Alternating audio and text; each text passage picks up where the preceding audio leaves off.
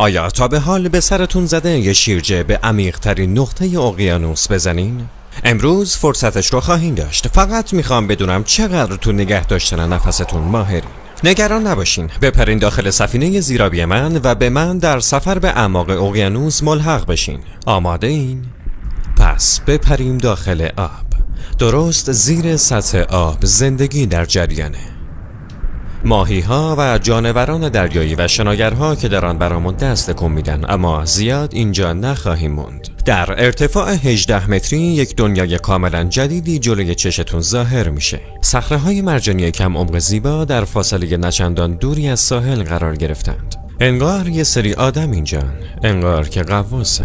بدون لباس مخصوص، فشار آب اینجا چندان با شناگرها ملایم نیست. در عمق 40 متری با غواصهای تفریحی باید خداحافظی کنیم، چرا که حد مجازشون همینه. مراقب باشیم بچه‌ها. 60 متر.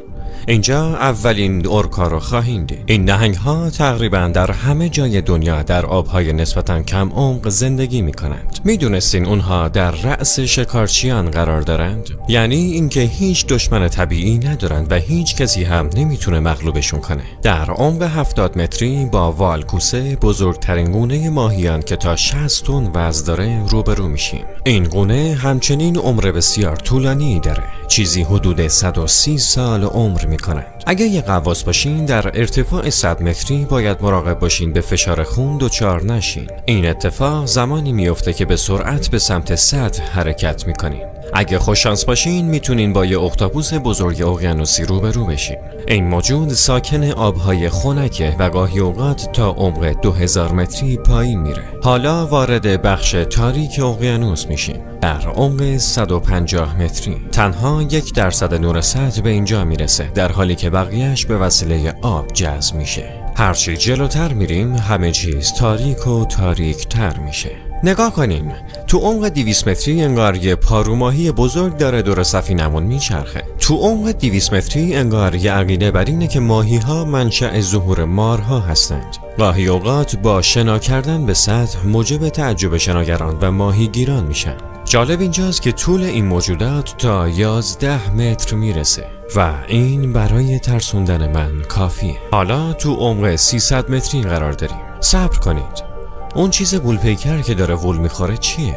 این همون خرچنگ عنکبوتی ژاپنیه. شاید بپرسین چرا عنکبوتی؟ خب به پاهاش نگاه کنیم متوجه میشیم. به نظر میرسه چیزی جز چند تا پا نباشن. بدن همچین خرچنگ هایی تنها نیم متر رشد میکنه. عمیق‌تر که بریم در عمق 500 متری نهنگ های آبی رو خواهیم دید. در عمیق‌ترین نقطه‌ای که میتونن شنا کنن. برای یافتن غذا نیازی به شنا کردن تو این عمق نداره، چرا که در آبهای کم عمق به میزان کافی یافت میشه. به نظرم برای اینکه نشون بدن چقدر عالیان این کارو انجام میدن. به هر حال نهنگ آبی بزرگترین موجود در طول تاریخ زمینه، چه در خشکی چه در آب. میشنوین؟ اینا صداهایی هستند که نهنگ‌های باله برای برقراری ارتباط با دوستانشون چندین مایل اونورتر تولید میکنن. اونها میتونن این کار رو به لطف کانال‌های صدایابی یا کانال‌های عمیق دریایی که از عمق 600 متری شروع میشه انجام بدن. در واقع یک لایه از آبه که سرعت صدا در اون به حداقل میرسه و امواج صوتی قبل از ناپدید شدن میتونن هزاران مایل رو طی کنند. بعد از عمق 830 متری به جایی میرسیم که اگر حتی برج خلیفه بلندترین ساختمان جهان رو زیر آب قرار بدیم، نوک اون روی سطح آب دیده نخواهد شد. حالا به بخش شگفت انگیز اقیانوس میرسیم، جایی که هیچ نوری وجود نداره و موجودات عجیب و غریب درش سکونت دارن. یکی از این موجودات ماهی مرکبه. بله، یک ماهی افسانه‌ای که در عمق 900 متری زندگی میکنه. فقط یه موجودی رو تصور کنین با چشم‌هایی به اندازه بشقاب پرنده. نهنگ‌های عنبر این موجودات رو شکار میکنند، اما مطمئناً توانایی مقابله دارن. چه صحنه‌ای خواهد بود دیدن چنین رویارویی. پایین‌تر که بریم منطقه نیمه شب یا همان تاریکی مطلق بر ما چیره خواهد شد. فشار اینجا اونقدر زیاده که اگه بدون یه زیردریایی اینجا باشین، بدون دیدن چیزی تو تاریکی مطلق تو چند ثانیه بدنتون از هم میپاشه. بگذریم. در عمق 1100 متری با آتشفشان وستماتا روبرو میشین. عمیق‌ترین آتشفشان اقیانوسی جهان. آخرین بار در سال 2009 فوران کرده و تنها به کمک وسیله کنترل از راه دور ثبت شده. در عمق 1280 متری با کوسه بزرگ سفید وحشی مواجه میشیم. این صیادان ماهر در همچین عمقی احساس خوشی بهشون دست میده. بیناییشون ضعیفه و جهتیابیشون بیشتر از طریق بو کردن انجام میشه. بنابراین برای شکار احتیاجی به نور خورشید نداره. موجود دیگه‌ای که تو این عمق شنا میکنه لاک‌پشت پشت چرمی هستش. بزرگترین لاک‌پشت شناخته شده در جهان. برام جالبه که آیا اینها میتونن برای کوسه های سفید مشکل ایجاد کنن؟ این تورهای بزرگ رو میبینین؟ دلیلش اینه که ما الان تو عمق 1500 متری قرار داریم. جایی که از روش همه چیزگیری برای صید استفاده میکنه. تورها اینجا هستن تا در امتداد کف اقیانوس کشیده شن و همه چیز رو بگیرن. بهتون حق میدم تا هر جور که دلتون میخواد درباره این کار مضر که حیات اقیانوس رو به خطر میندازه اظهار نظر کنید. در عمق 1830 متری تصور کنین اگر تو گرند کنیون بودیم تو عمیق‌ترین و پایین‌ترین نقطه‌اش قرار میگرفتیم و حالا تصور کنین تمام درزها و شکاف‌ها با آب پر شده باشن. حالا اگه یکم هوشیار باشیم تو عمق 2000 متری میتونیم اژدها ماهی سیاه رو ببینیم. یه موجود ترسناک که در عمق تاریک اقیانوس زندگی میکنه.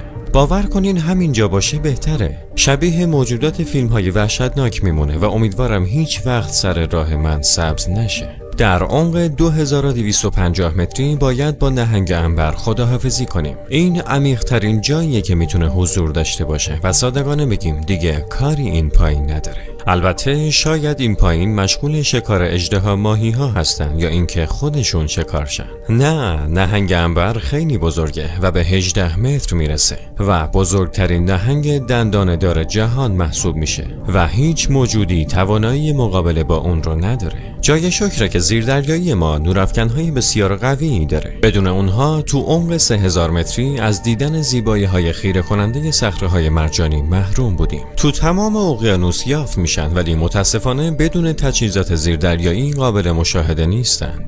بسیار خوب. پایین‌تر میریم. در عمق 3700 متری به عمق متوسط اقیانوس جهانی میرسیم. از اینجا به بعد سفر به عمق واقعی شروع میشه. کف عمومی اقیانوس پشت سر گذاشته شد و اکنون زمان غوطه‌ور شدن در ورطه است. اکنون در عمق 4500 متری بدترین هیولای کابوس شما ظاهر میشه. برای مثال ماهی صیاد یا ماهیگیر که لرزه به تن هر کسی میندازه، با دندونهای تیز و بلند با زائده‌ای رو سرش برای به دام انداختن شکار. اما شاید وحشتناکتر از اون موجودیه به نام بلعنده سیاه. جانوری مثل مارماهی که معده‌ای بسیار کشیده داره و میتونه شکاری بیش از 2 برابر اندازه خودش رو ببلعه. یه نگاهی به اون پایین بندازین. عمیق‌ترین کشتی غرق شده رو خواهید دید. کشتی اس ریو گراند که در سال 1941 در اقیانوس اطلس جنوبی غرق شد و تا عمق 5760 متری پایین رفت و جای تعجبی نداره که 55 سال بعد پیدا شد و حالا عمیق‌ترین و تاریک‌ترین نقطه اقیانوس شروع میشه.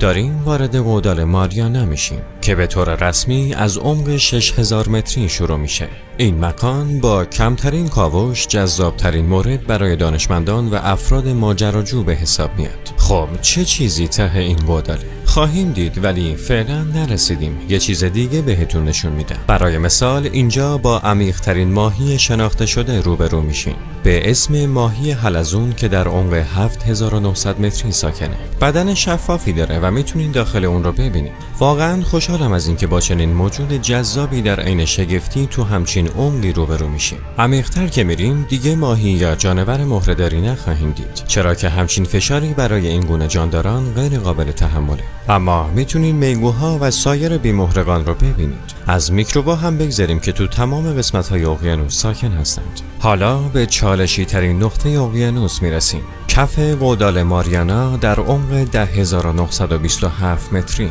بله، به عمیق‌ترین نقطه روی زمین رسیدیم. جایی که تنها عده معدودی به اونجا رسیدن و هنوز رازهای زیادی در خود نهفته داره که دانشمندان در صدد کشف اون هستند.